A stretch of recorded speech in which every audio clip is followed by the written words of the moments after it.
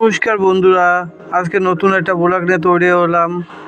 রাত পোহালেই সরস্বতী পূজা, সেই সরস্বতী পূজা উপলক্ষে বাজার পরিক্রমা করব।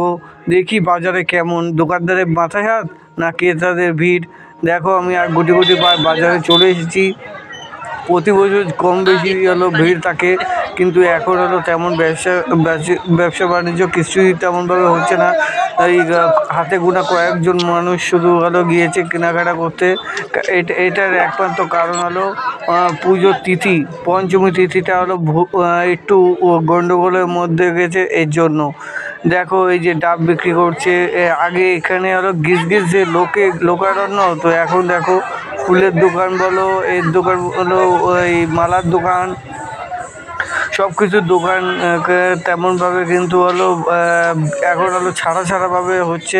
ওই কিছু কিছু দোকানে টুকটাক যা হোক টুকটাক ভিড় রয়েছে।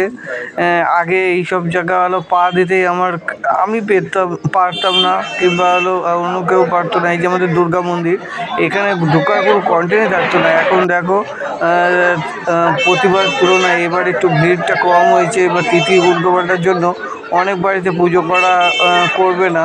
যদি এই ভিডিওটা ভালো লাগে তাহলে লাইক, কমেন্ট, শেয়ার ও সাবস্ক্রাইব করে দিই।